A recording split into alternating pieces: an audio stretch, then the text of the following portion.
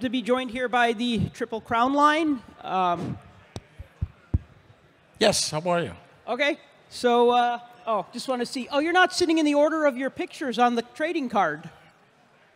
It might confuse the audience. Marcel's always in the middle. Yeah, so it seems appropriate. So, thank you for joining us today. I would like to ask a question. You guys were awesome together for, what, 5.5 years? What made your line so awesome? Marcel. Well, you get to form a line. Usually, it starts with a center. Okay? So center. Every great line in the history of hockey, it's a center. Then you got to have wingers, because the center usually controls the play, just like a football, the quarterback. Then I was very fortunate to meet this young guy at training camp from college, Clarkson University. His name is Dave Taylor. Right from the start on the training camp, this guy's hitting everybody. We're watching him. We say, does he know what training camp is all about? Just take it easy. So I was really impressed with him. Then he got to play with me. Then I was looking for a left winger. A few guys tried, it was not happening. Then I saw Charlie Simmer playing in Oakland. And I look at him skating on the ice. I remember, really, 6'3", really good-looking guy. Really good-looking guy. I said, this guy belongs in California, I mean, at the Forum. And for some reason, he didn't stay. He went back. Was it Springfield? Springfield, yeah. Beautiful Springfield. Went back. Then he was called up. I was in Detroit. And he came and played with me and Dave. I scored 4 goals. And against Rogi Vachon, my ex-roommate. Did you score in that game? No, you never passed me the puck. So from that point on, we started. We didn't think as a Triple Crown. I don't remember who gave us that name, but it stuck with us. So I think we had very good chemistry together.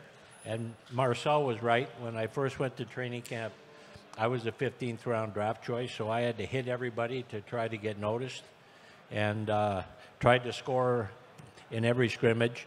But I was playing on the 4th line till about January, and then the coach, who was Ron Stewart at the time, he tried me on a line with Marcel. And I think the first game we played together, we were on the road, might have been in Pittsburgh. Marcel scored 2 goals, and that was a good thing, and that was, without question, the biggest break of my hockey career, because then I had the opportunity to play with Marcel probably for the better part of the next 9 years.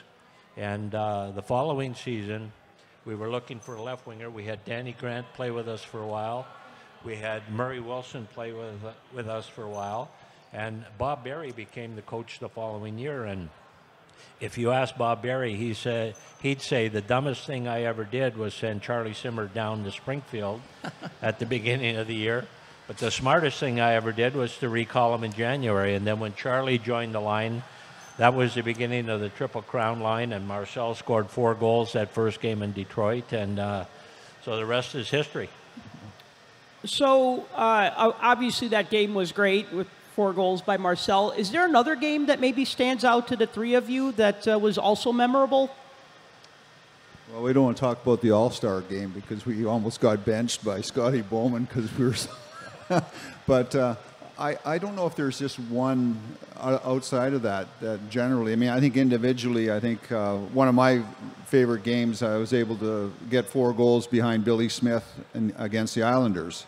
And it just seemed, no matter what game we were at or who had the puck, there was really no designated play. Whoever was open got the puck. And we all had different characteristics, what we did well, and obviously I couldn't play like Marcel Dionne or Dave Taylor. I had to play like myself, and I had certain strengths in my game, going to the front of the net, trying to get in the way of a lot of people, and mostly had to do all the defensive work too, if I remember. Here's what I can tell you, okay? It's very simple. the sad part, it's most of the country, especially in Canada, never got to see us play.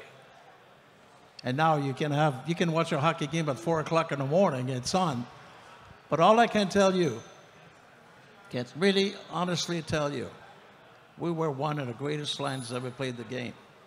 And what he just said, both of them, and you watch McDavid, for example, and you watch Gretzky, well, we wanted the puck. We didn't get rid of the puck. We went for it. We played with it. That's simple. You got a stick, you got a puck, right? Watch Edmonton, what's happening to them now. Is this acceptable? Who do they blame? The coach. Who do they blame? The manager. We learned how to perform. Didn't matter who we had as a coach, we went out and played. And I tell you, it was a lot of fun. I have a couple of special games. One, if I recall correctly, Charlie got a hat trick in Boston, and he scored the third goal into the empty net and finished. He had 49 goals in 50 games, just missed getting 50 goals in 50 games that season.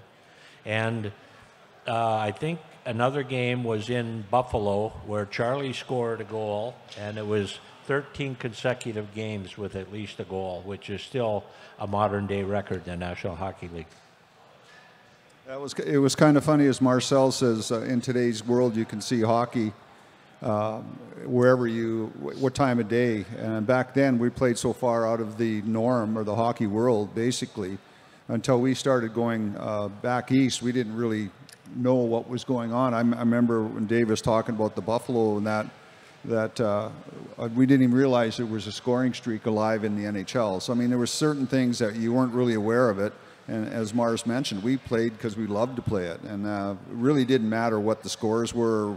I mean, obviously we wanted to win as much as we could, but it was always a matter of, we knew that if we did well, our team was going to score, and it was really a collection of three guys trying to be very successful. What about maybe a strange game or a funny game or even something funny off the ice? Because I assume the three of you must have spent some time together away from the rink as well. Pittsburgh? I knew he was going to bring it up. Do we talk about Pittsburgh or do we not talk about Pittsburgh? It's X-rated, you know. Really. Well, what happened? There's a couple Pittsburgh stories, but this one was really funny. This one was on the ice. Yeah, my roommate was Danny Grant, and we stayed right across from the Igloo. So usually we screen our calls, and for some reason, the phone rang. And so I pick up the phone and says, hello? He says, yeah, is this Marcel? Yeah, what's up? He says, this is Roger. If you score any goal tonight, I'm going to blow you F off head. What? He hung up, right? Then I tell Danny, I said, Danny, you cannot believe that. There's a guy. I'm assuming it's a crank call, but what about if it's true? So Danny gets up and he's crawling along the wall. Just see if he sees any sniper, right? So then the rule by thumb, he says, you got to call the coach. We call the coach. Then he called the security. So security came up, says, well, we're going to protect you. We're going to be there tonight. We're going to keep an eye on it. And he said, I said, what are the odds? He goes, well, maybe 1 in a million. That's not good enough, 1 in a million. Well, anyway, nobody knows. Bob Barry is my coach. He says, don't tell anybody. So everybody just whatever. So then the thing started. Then everybody was, there's something wrong with me. We get on the ice in the warm-up, right? Now I'm thinking, he didn't say when he was going to kill me. So I says, what about in the warm-up? So my warm-up was always like, I take it easy, you know. And I was zooming by everybody. I says, maybe if he's trying or something's going to happen. I was bumping into guys, and they know after that there was something wrong with me. Usually the warm-up is, 10, 15 minutes. I tell you, I was not there any more than 2 minutes. Get me out of there. So now the game starts. So I'm just hoping, I said, I just hope I'm not on their starting lineup. Yes, I am. I'm at the blue line. So again, that's the dilemma. It's in my head. Well, guess what? I'm at the blue line. And then suddenly I said, now he's really got me. Then I was going that way, and I was going during the national anthem, going around. And then again, just boom, go and sit on a bench. Same thing. I said, now he had me this way. Now I'm on the bench. I said, that's not good if he's right there. So Bob Barry come close to me, says, Marcel, don't worry. Don't worry, I'm with you. He says, yeah, but if he misses me, he gets you. He took off. So that went on, right? I'm bumping. Son of a, again, the puck is moving around. We got a power play. It's this and that. And the announcer, Bob Miller, says, you got it. Charlie Simmer to Dave Taylor to Marcel Dionne. He's got an open net. He missed. I did miss. I didn't want to score. So now we'll go back, play again to Marcel Dionne. I guess they don't know, right? Then another play. The puck is right there. I put it in. And again, I put it in. I'm 5'7.5", and I could see, I said, right in the middle of the pack. Charlie is 6'3", Dave is 6'1". Now he says, he's going to get them. What a team guy, right? What a team guy. So now we go back in the dressing room. Second period. I never take penalties. For some reason, I got a penalty. Now I'm in the penalty box. I'm on the other side. I said, he's got me. It was a fun game, eh? So now they never saw me. I was trying to lace up my skates. I didn't never look for the play. Boom, it's done. Anyway, we got off the ice and this and fine and security. And then they read about it the next day. Butch Goring said, oh, fat cat. He says, that was a joke. I said, yeah, but you didn't expect, I didn't expect that. Now, a few months go by, then we'll go back to Pittsburgh. I kind of forgot about it. Game starts. I scored a first goal. You know how the guys go in those days, right? I scored a first goal. I turned around. Everybody went to the bench. That was it. And I'll tell you, it's not fun when you get one of these phone calls. Well, I think we have to wrap it up because you gentlemen have people waiting to get your autographs on some great collectible stuff. So thank you for your time. Any last things you want to say before we go? No, thank you for having us. We really appreciate it and look forward to the opportunity to say hello to everyone. Charlie lives in Texas. Dave is in Orange County. What's the name of the town? Mission Viejo. Oh, geez, Mission, that's beautiful. I've been there many times. And myself, I live in Niagara, so it's a pleasure to be here. This is absolutely an incredible show. I think it's the first time to see it like that.